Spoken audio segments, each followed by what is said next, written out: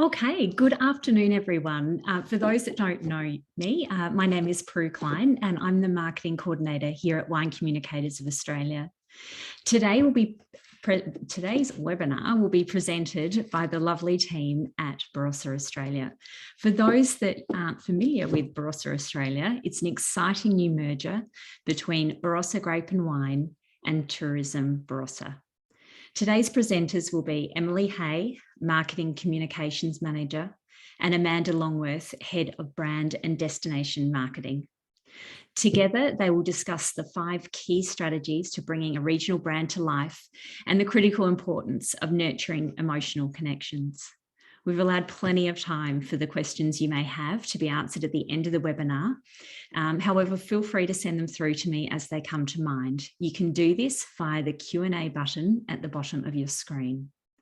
As usual, the WCA webinars are recorded and a link to the recording will be sent to you should you wish to watch the content again at a later stage. It is now my pleasure to hand over to you, Emily and Amanda, for today's presentation. Thank you. Thanks so much, Prue, and to WCA for providing us this opportunity to share our regional brand building experiences.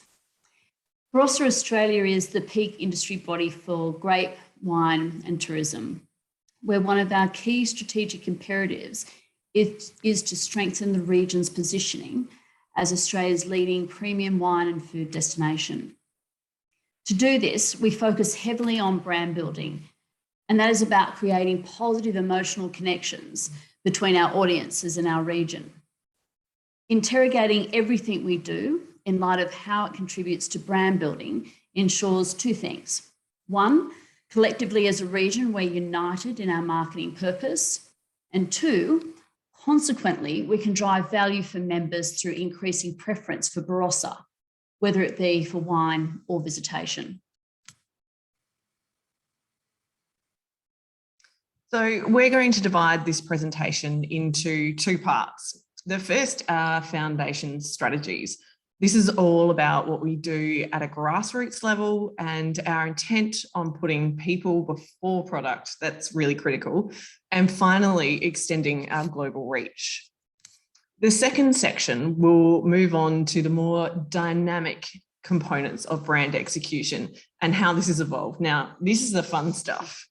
We've called this unification, which is all about creating a fully integrated marketing strategy that delivers through the line. That's extending from brand building content through to those all important conversion drivers. So what do we mean by starting at the grassroots? Well, to me and to us, it's all about being honest about who you are.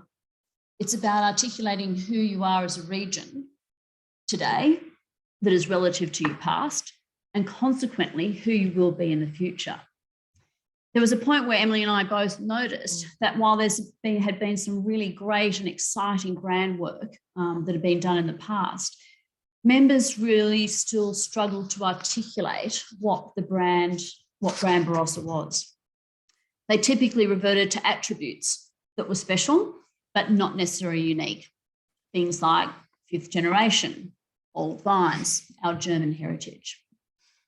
Elements such as these are really integral to who we are and definitely part of the story, but ultimately they're just facts. And facts are a bit like dry toast when you've had a few too many drinks. It performs a function, but not much else.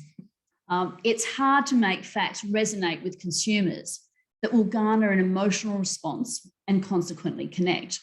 So let's face it, if you're in a bit of a state, you really want that Big Mac. And it's that emotional gratification that is what you want, not meeting a functional need. And it's that emotional engagement that helps build a brand.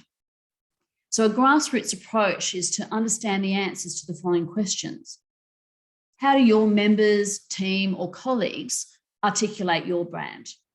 And secondly, do they really know what makes your region honestly unique? And what can you honestly own? So consequently, our brand strategy has evolved to simplify how we articulate Barossa so that it resonates externally on a more emotionally engaging level but more importantly, resonates internally with members and stakeholders. So at a grassroots level, we're really aiming for the members to relate personally to how we describe the brand. So it makes articulating it so much easier.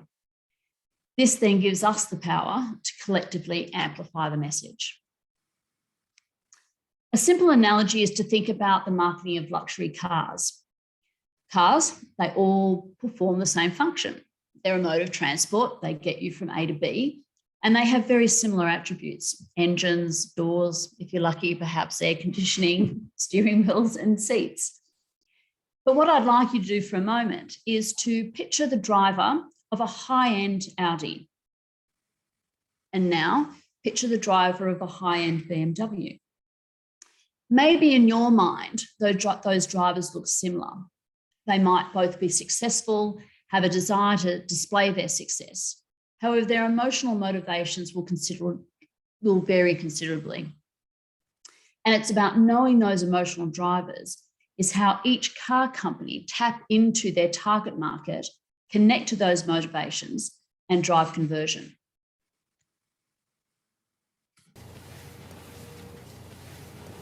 If you'd keep your eyes on the road instead of on me, we might be getting somewhere. Let me see what I can do, sir.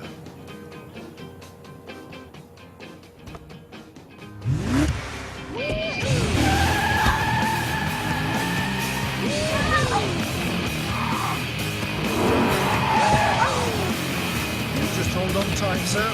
We'll get you there safely.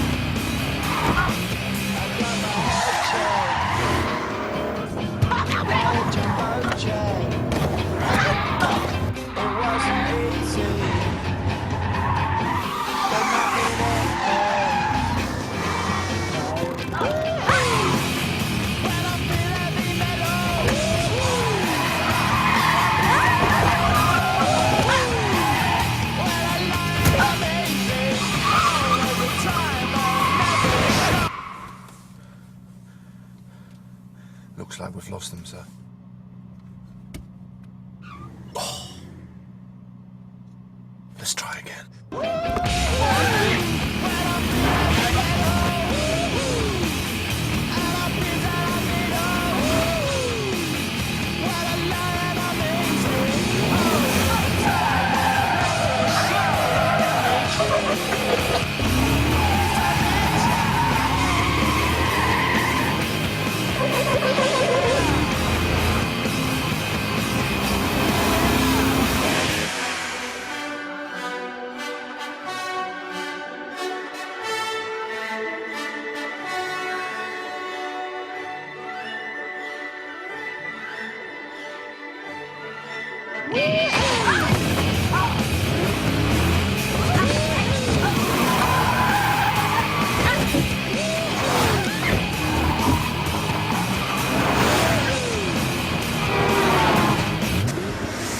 Got you here, and in good time too.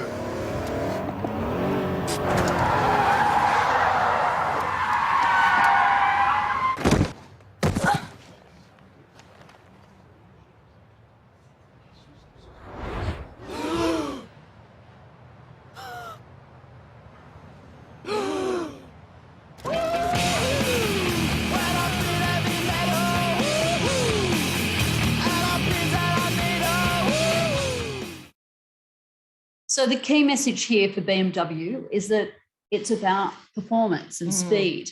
And I think there's also an element of cheeky confidence there as well. That particular campaign was groundbreaking at its time and connected strongly to the culture of BMW lovers, and also, too importantly, for those who aspired to own one. It changed the way cars were advertised, but there were also positive commercial benefits to that campaign as well. Sales increased by 17% in 2002 that were directly attributable to this series of films.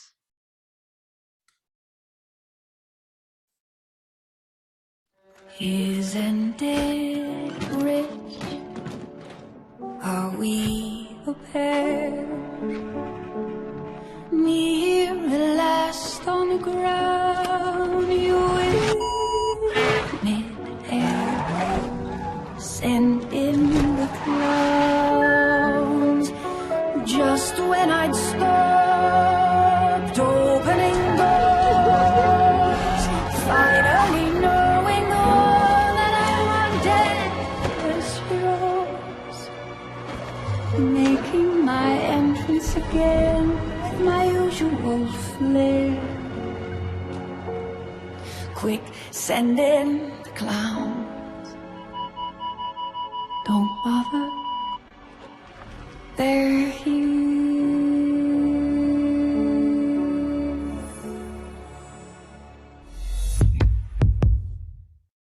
So Audi's message is a completely different one. It's all about Audi technology. And they've used music which resonates with us all, but they're really focused on communicating the API features. Now, these product attributes that if you were to talk about them, well, quite frankly, I'm sure they'd be having people fall asleep. But if you demonstrate that Audi technology is clown-proof, then you communicate the benefit in a highly engaging way.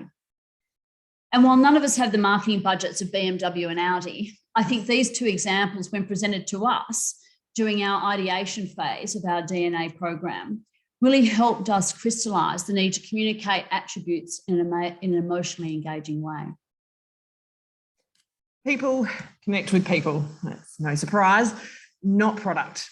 Our people are what make our region truly unique. Our people are the ones who help visitors create memories. And these are qualities that we can honestly own. That's the attributes, not the people. The qualities. Yeah, the qualities. Think about it. Which is more memorable? Wine tasting, no host, it's just a bottle plonked on a bench for you to pour yourself. Or that time the winemaker greeted you in their cellar door, spent time with you, perhaps taking you through the winery or the barrel hall, just exchanging stories, learning and connecting. I mean, no, we realise that this isn't a groundbreaking idea, but in the digital world of marketing trends, it does tend to get overlooked. Putting our people first inspires regional relatability. You know, I can relate to that person. I'd like to be friends with that person. And at the end of the game is I want to go to Barossa and hang out with people just like them. We unashamedly took inspiration from Humans of New York to start to tell the stories of our people, humans of Barossa. Now, these are the tales of growing up in Barossa, of starting a uni degree and leaving it with one subject to go to become a chef, of visiting Barossa and not deciding not to leave. So these are winemakers, distillers, chefs, visitor experience experts. These are the people who are building today's Barossa.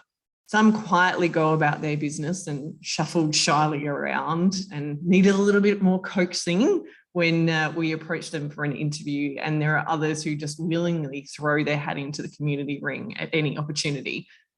And it really works. Humans of Barossa content is consistently one of the highest engagement drivers on our social platforms. It loses out only to big announcements and celebrations of wins. But guess what approach we use there? Yep, we hero the people behind the brand again. Last year, we held a Tasting Australia event here at the Barossa Cellar. It's called Masters Apprentices. Now, that's not to be confused with the band. Legally, I have to say that. We got a very polite letter. Lesson learned. The way we approached the promotional campaign for this event, though, was unlike any we've ever done before. It was human first. In fact, it was completely human central. The event was about providing a platform for the next in line for food and wine. So these are the people whose faces and names you're not completely familiar with yet, but they're about to take off. So this list of winemakers and chefs we had involved, we're going to look back on in 10, 15, 20 years' time and actually be astounded that we had that group all in one place. It was pretty special. So we profiled the 10 chefs and 6 winemakers throughout the campaign. We asked them to share their tales of their mentors and what they have learned and what today, as masters in their own right, want to pass on to their apprentices. Not once did we mention the food, the menu, the wine list that would be shared on the day. Not a single peep. This was all about sharing a day with people. We sold it out. And that was completely organically. We didn't pay for any advertising. The only payment we made was to be part of the Tasting Australia campaign. So that was pretty incredible in itself. The lunch itself was also about storytelling. So when the winemakers and the chefs got up there, it was not about tasting notes or wine or food nerdery. Anything technical would earn them a swift red card. And I was standing in the background waiting, but they all behaved very nicely. It was great fun. Instead, there was this incredible banter between themselves and the guests with us. And there were stories about how they were led into food and wine and what their motivations were. And this that you're seeing here, that's the standing ovation that we earned at the end of the day. And in all of my years in hospitality, in all of Mike McNamara's years, he's the chef who's been in our region for 25, 30 years now. And he worked with us on this project. He's never seen anything quite like it either. So it really does go to show it's people over product. The Barossa Grounds Project is our 10-year terroir study, which identifies the distinct stylistic differences between our regional grounds. So Barossa is a very big place. So these are really small, hyper-localised grounds, which was evaluated through the lens of Shiraz. It's unashamedly technical. It's full of soil types, heat degree days, rainfall, diurnal shifts.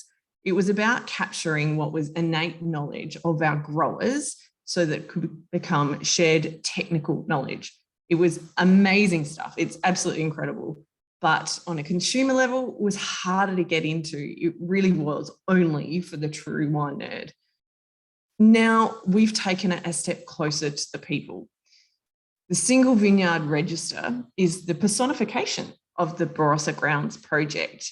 Here, we give the grower the spotlight. We, put their faces up proudly and let them tell their story about their little patch of earth, and it brings meaning and life to the technical.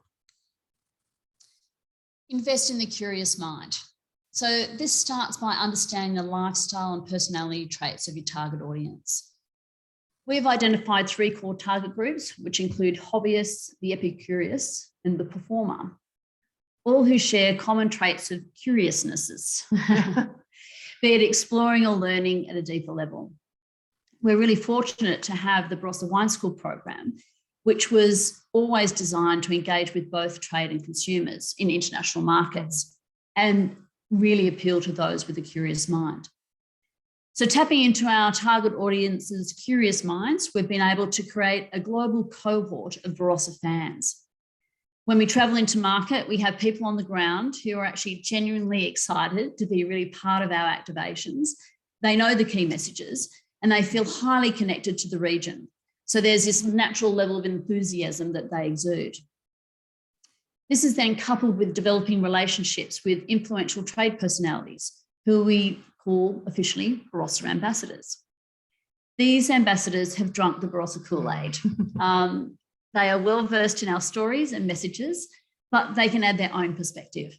They provide a high level of credibility for the region that can only be gained through third-party endorsement. So nourishing the inquisitive mind has been a market pathway to support our regional brand globally. So in 2018, we had already defined our audiences psychographically, that is to say, by lifestyles and values versus demographics. These were described as NEOs. And if you haven't, I highly recommend watching Ross Honeywell's video on the new economic order. These NEOs are divided into 2 broad value-based groups. So as part of our DNA process, we look to refine those groups further so that our top 3 audiences can be described as hobbyists, female biased, 35 plus, they like good food and wine, they like designer products and hedonistic experiences. They want to discover new things that they can explore and share. The epicurious are generally company executives, often with a male bias, but increasingly female and generally over 40. They too like sophisticated things, but they particularly look for rewards and like to know the story behind the brand, and they really take interest in admiring craftsmanship. Performers. They're male biased, 30 plus. They want to achieve and better their position in life.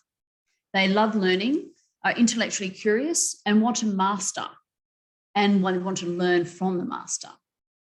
So from these profiles, we know that programs like Barossa Wine School, which we have just recently expanded to an online learning platform, is just one way that we're able to engage and help facilitate our target audiences to explore and learn.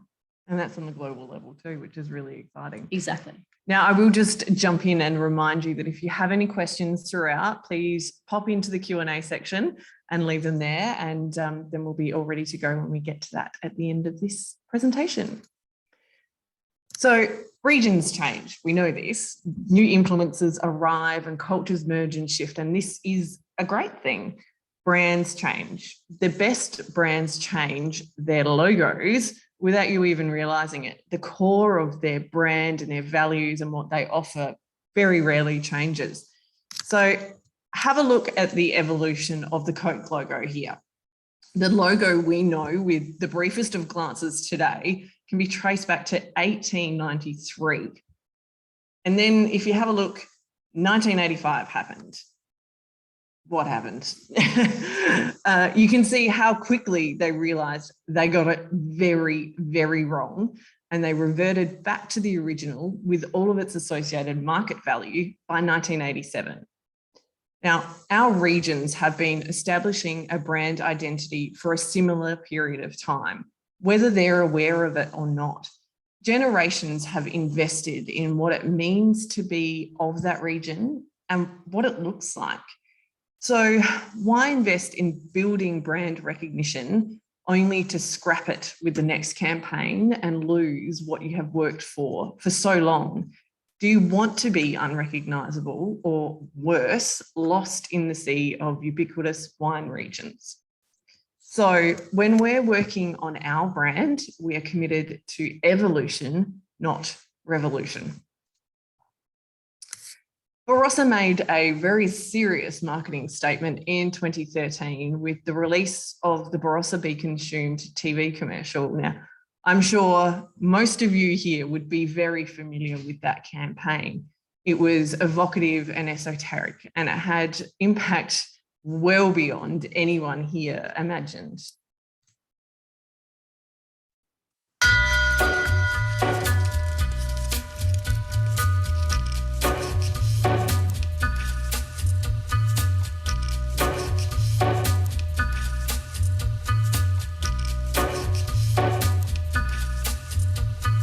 Take a little walk to the edge of town and go across the track, where the viaduct looms like a bird of doom as it shifts and cracks, where secrets lie in the border fires and the humming wires. Yeah, man, you know you're never coming back. Across the square, across the bridge, past the mills, past the stacks. On a gathering storm comes a tall, handsome man in a dusty black coat with a red right hand.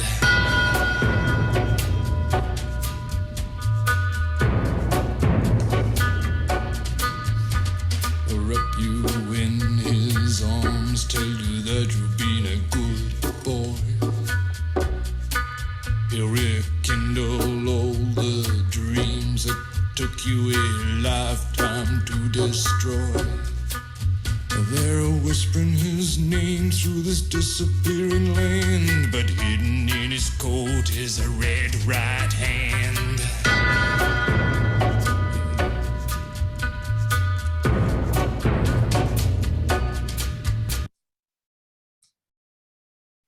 The impact of this one ad campaign was such that in 2017, people still wanted to connect with it. The TV commercial was evolved into an event program. We targeted the same audience as the ad, so that was the Eastern Seaboard in Australia. Held in Melbourne, we trucked in 2 tonnes of dirt to cover the stage. Venue and the stylists weren't very happy with that when it came to clean up, but it was worth it. We brought out a bath and a white dress and hay bales, and people jumped right in. The events expanded to include Sydney in 2018 and 19 and became some of our most successful large-scale consumer events held outside Barossa, sorry. 2020's Barossa Be Consumed program was set to be pretty epic, but I'm not going to go there.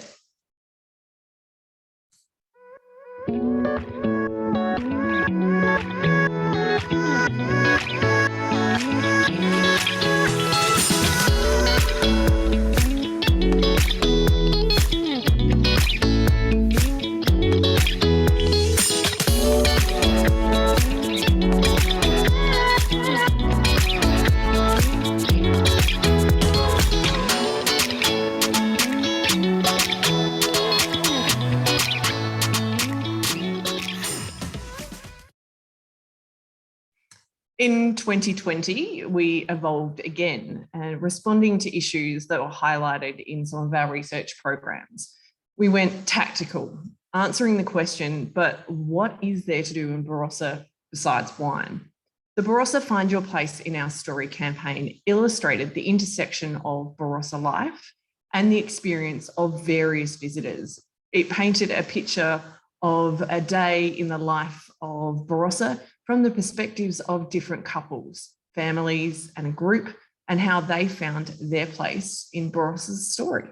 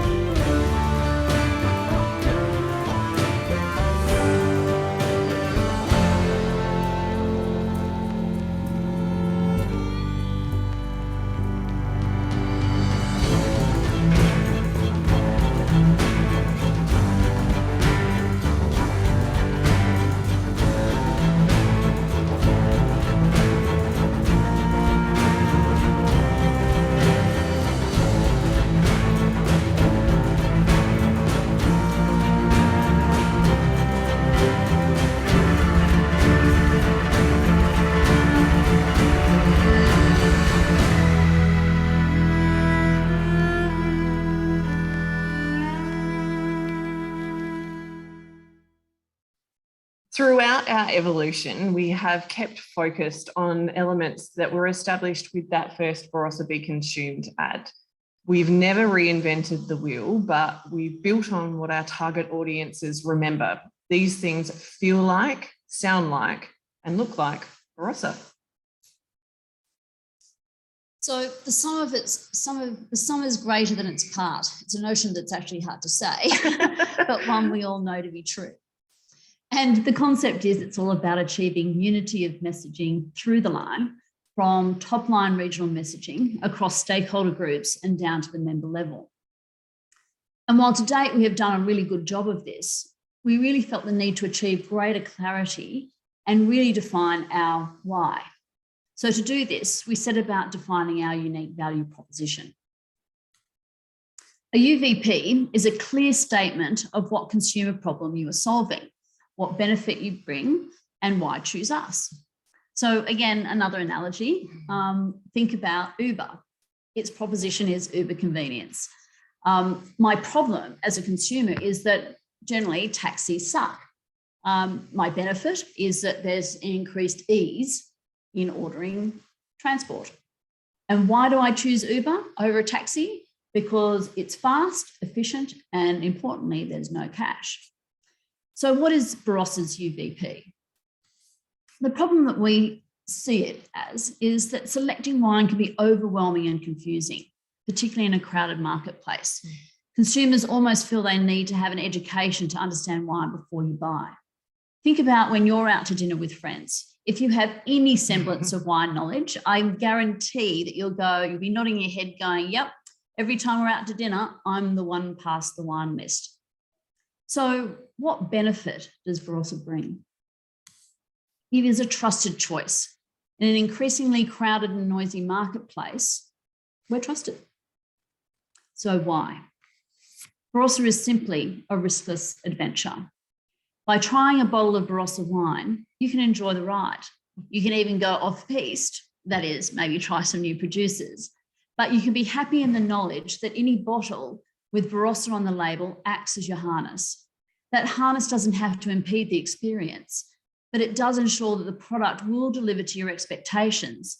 And even if you are off-piste, there will be threads of familiarity. The next step in the process was about defining our regional DNA. And this was, again, focusing on and bringing out more depth to those personal stories. We had to get to the core of our regional values, identify those actions which make locals shrug and say, well, it's just us, it's just what we do. To do this, the team sat around a large table and told the stories and the tales of Barossa. Myths and legends, both as relevant as each other, or as important as each other. This included everything from hearing the story of the Great Live Yabby event of 1996 to discussing how the founding wine community engaged with each other, sharing produce and continuing their traditions of pickling, smoking meats and preserving. Once we identified the stories that underpinned the regional personality, we then grouped them under 3 brand pillars. These pillars now provide an enduring framework for our creative execution and messaging. We've had an additional 40 member brands to date who have embarked on their own brand DNA analysis that we've supported them with. And they've produced creative that is individually reflective of their own personalities. It's a little sample of some of these personalities, talking about refinement and, I guess, mathematical precision there with one of our winemakers. If Barossa locals will probably know who that is. Through to family and generational stories there. So in terms of regional brand collateral, we're well set. We have a breadth and depth of unique and highly personal creative that animates the region and is emotionally reactive. Our latest campaign, which we're going to show a little preview to you today, and you'll be the first outside our membership who saw it for the first time only a few hours ago, is about animating our regional personality. You'll note it's personality over product. It's a digital campaign where the brand story is told through short video clips, podcasts, and stills that challenge the typical creative for a wine region. Further narrative that provides the campaign context is delivered via short and long form human stories that are both third party and self-published.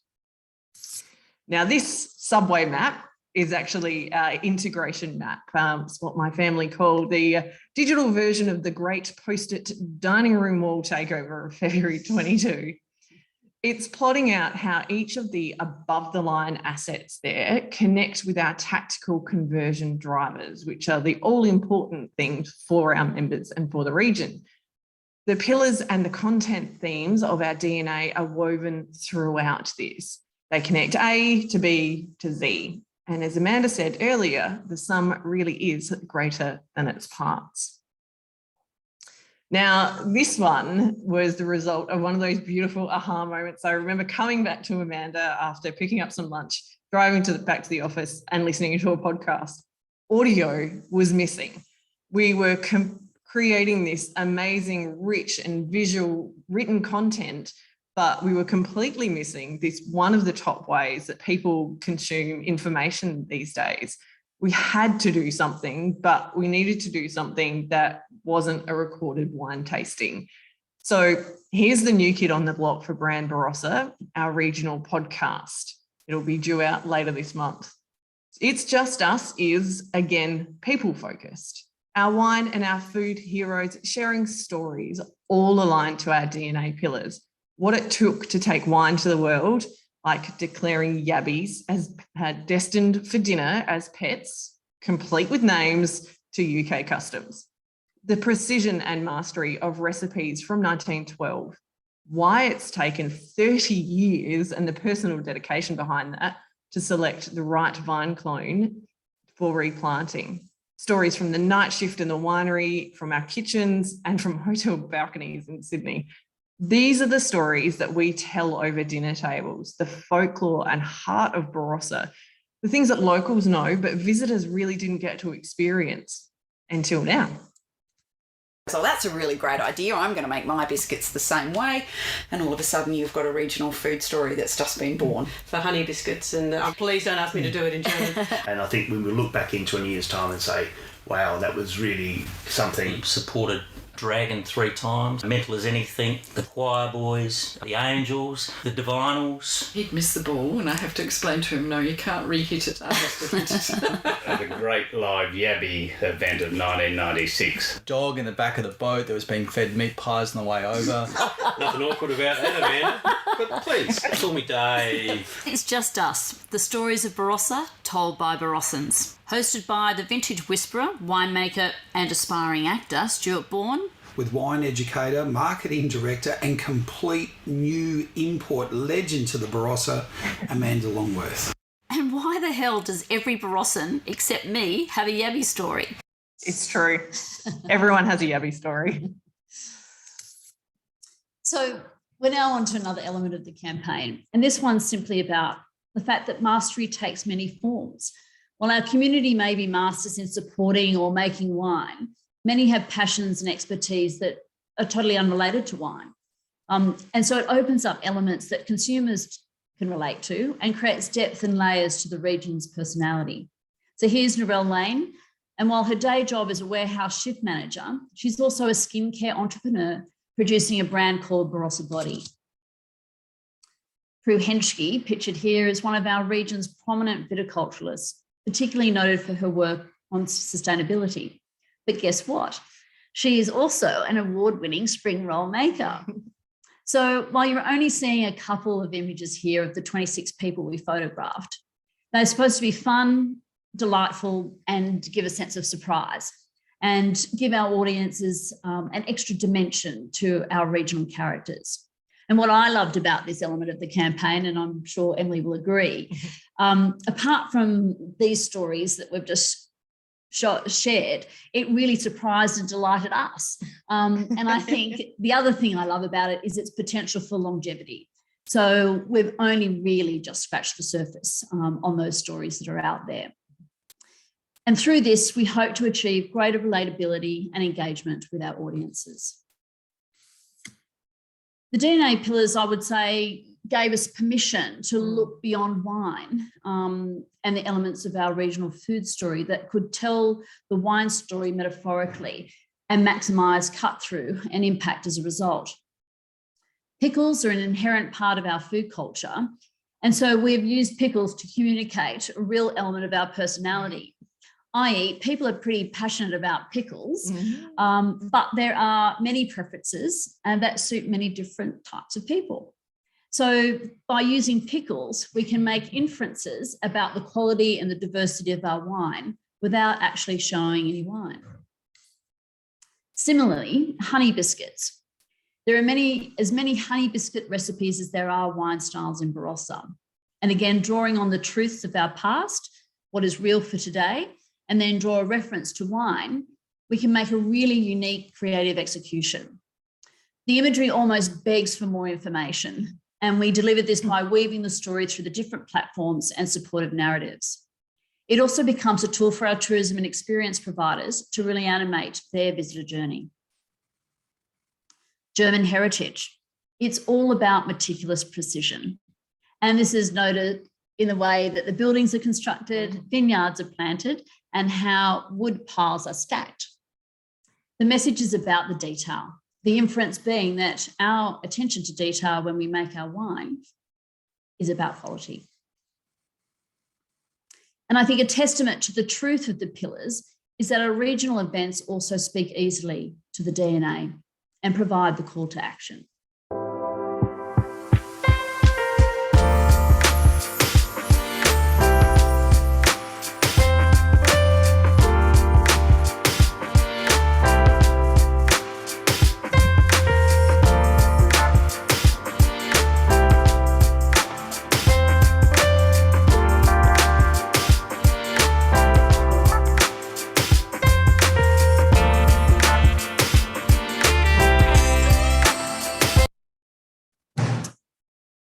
Our video clips are designed to challenge the myths about our region being traditional, stuffy, and unapproachable.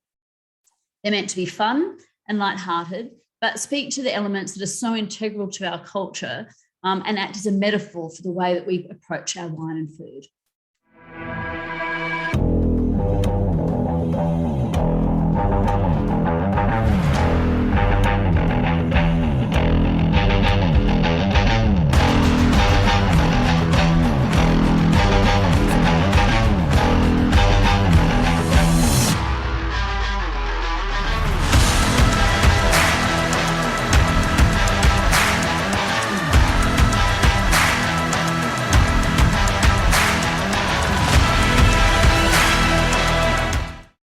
The best part about this concept and this video is, like Amanda said before, we drew on the truths of our past. The 2013 Barossa Wine Show had a surprise Metwurst class, courtesy of our Chair of Judges, Nick Stock. It was hotly debated by all reports, although not as much as the subsequent Metwurst options game of the Generations Lunch, which is a famed Barossa community lunch held in December every year. But you're going to have to listen to the podcast to find out all about that controversy. So in conclusion, the best part about bringing a regional brand to life is that it's not rocket science. A region should not be focused on the hottest new trend, unless you're Tokyo, but even then, I suppose, not even. It won't be brought to life through dry toast facts. Working from the ground up, find those things that if you don't do them, like adding garlic to Metwurst, you run the risk of being branded uninsert your wine region here. What's in your DNA? Unite your awareness and conversion drivers. We're bombarded with more information than ever before. It's taking more views than ever to elicit action. Make sure every time someone encounters your regional brand, you're adding to their understanding of your brand DNA, not muddying the waters by following the latest trend. Evolve, don't be a 1985 Coke. And if you're not going to do anything else, let your people speak. Thank you so much for spending time with us today, and we can't wait to share more of this project with you as it rolls out across the next year. We'd now like to open up to any questions. Wonderful. Thank you so much, Emily and Amanda. And congratulations on the launch of new brand and the evolution of the strategy. I really honestly thoroughly enjoyed hearing about your brand journey as a region, and I learnt lots and can just see the hours of work that as a region you've put into this and are really, really passionate about. And I'm sure our audience today can certainly learn a lot.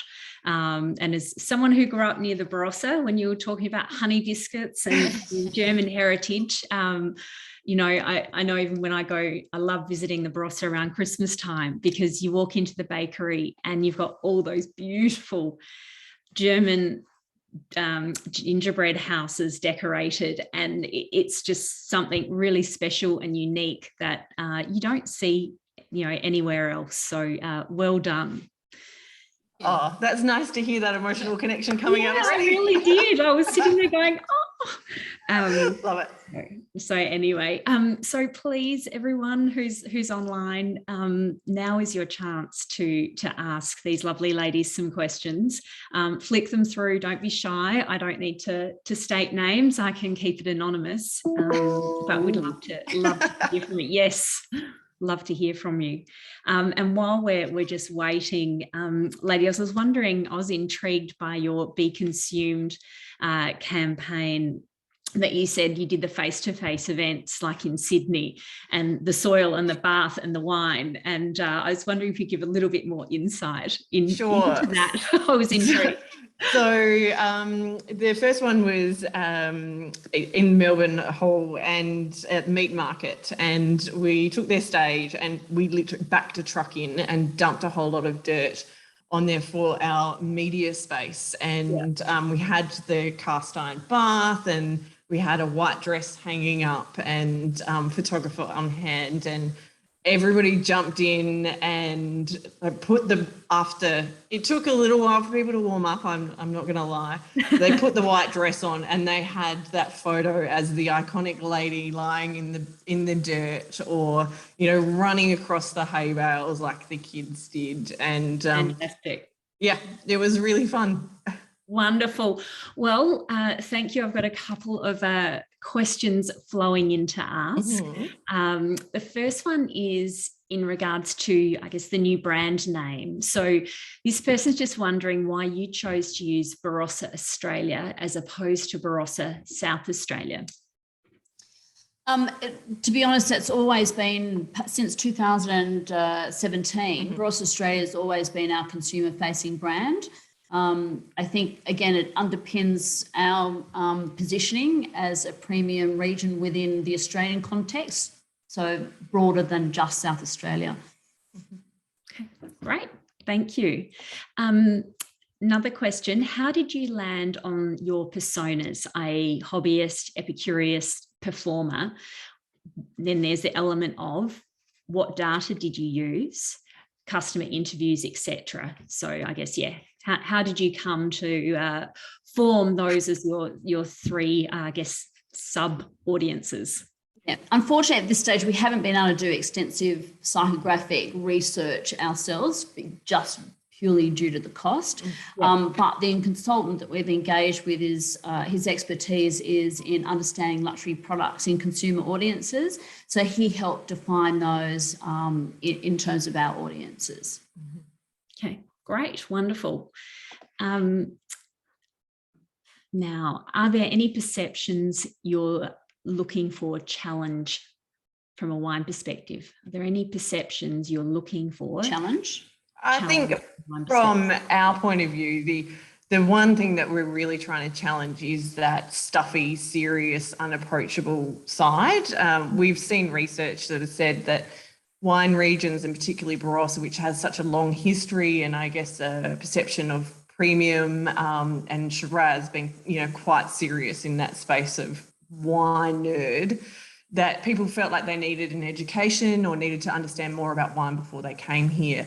What was really lovely in that same research that we showed that as soon as people had come here, they didn't think that. So for us, it was as soon as our people got the chance to approach, and get out there, that's when we brought that in. So that's why, humans and the people and this kind of quirky, lighthearted poke at ourselves has come to the fore. Absolutely. Another question regarding the segmentation. Someone's commented that your segments appear quite young. Do you consider the over 60s approximately a useful segment? Look, I think absolutely, and they're core. However, we've already won them over, I would say. So if we're looking to increase our breadth, we need to be looking at consumers coming on board and perhaps that need to position Barossa in a different way in their minds and within their lifestyles. And just because we say it starts at 40, I think particularly for the epicurious, that has a really long tail there. Exactly. Absolutely. And again, I think the beauty about looking at things psychographically, it's about lifestyle and value choices. So it's why a 60-year-old can have something in common with a 30-year-old. It's not defined by demographics. Yep. Thank you. Well answered. And as someone also just commented on the Barossa Australia versus Barossa South Australia, it's most probably that global perception rather than just the domestic audience. So I think it's a really Thanks, Annabelle. Yeah, and I think good point, Annabelle. Thank you. But again, just think about it that people in the US probably have never even heard of South Australia, or if they can't point to Australia as a country on the map, how would they point to South Australia? Yep. And it speaks to our confidence as well. I think all too often New World wine regions are kind of apologetic and about our place in the world, and we kind of take a back seat, whether we think about it or not, whether it's conscious or not, to the old world and kind of, but this is who we are. And it's like, no, actually, we play on a global stage and we have earned our right to be here. And I think, especially Australia, we're Australia's wine capital of the world here in South Australia. So we need to be a little bit more confident about where we play in the global space. Absolutely. I guess if you reflect on Europe and you think, what comes to mind when I hear Burgundy? I'm like, Burgundy, France. Yes. So interesting. Sorry, another question. Someone would really love to hear more about the research techniques you use to help inform and develop your pillars, positioning and campaigns. And I know, Amanda, you touched on that you have an external consultant that you guys used for various parts of that. So as part of about another project, we did actually do interviews to define personas for the Wine School online platform. So that's really where that information came from. So that gave us the ability to then craft and define what those audiences look like. And again, because the Barossa Wine School online really does feed into that, that desire for knowledge, it was a perfect platform and project to actually underpin that. But, as any typical research project is done, it's done through interviews and surveys. Yeah, wonderful. And then on the pillars themselves, yes, that came out quite naturally. It was sort of, all right, and it was in this room, share stories about this, and we went round and round and round. It was multiple sessions. And we had other people come in and basically telling parts of what we thought Barossa was special, like what are our childhood memories for those of us who've grown up here, what are some of the first impressions and the funniest things that newcomers have discovered and experienced. And then we found these common threads that sort of sat within them all. And so that kind of gave us this, harness to kind of, channel them off into different areas. Categorize them under the pillars. Yep. Wonderful. Okay, well, hang on. I was going to say Q&A has concluded. We've got one more question that's just snuck in. I like it. With face-to-face events taking a backseat recently, what have been your most successful ways of communicating all of these incredible stories to your target audience groups, especially those outside of Australia and even overseas? We're about to find out. We are. But this is where Barossa Wine School has been incredibly important for all of us, because we have those ambassadors in all of these global networks. So when we've been working with our wine partners in export markets, we've been able to have people on the ground live, as well as us playing a supporting role on the screen, but they can tell the stories like we would almost. So that having that in place, ready to roll out, has been a fundamental part of how we've been able to continue those emotional connections with our global audiences. Without being able to travel.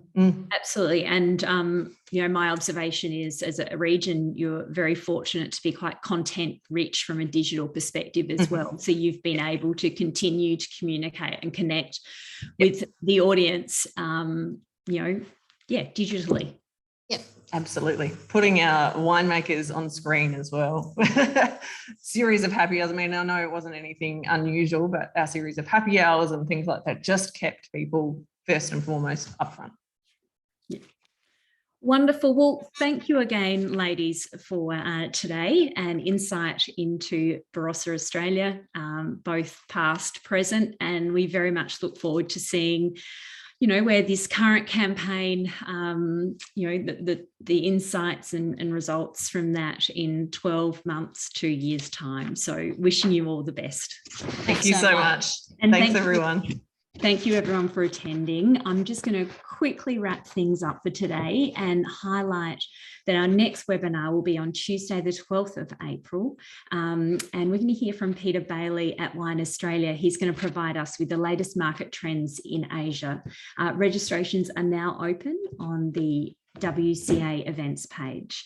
And for all WCA members, recordings from today's and past webinars are held on our website under the education section, so feel free to go and have a browse. If you have any suggestions on webinar topics you would like us to cover in this year's program, please don't hesitate to email me directly at wca@winecommunicators.com.au. And finally, to our friends in the eastern states, take care, and we are thinking of you, and we hope all that rain subsides very, very soon. Have a great rest of the day, everyone. Thank you. Thanks, everyone.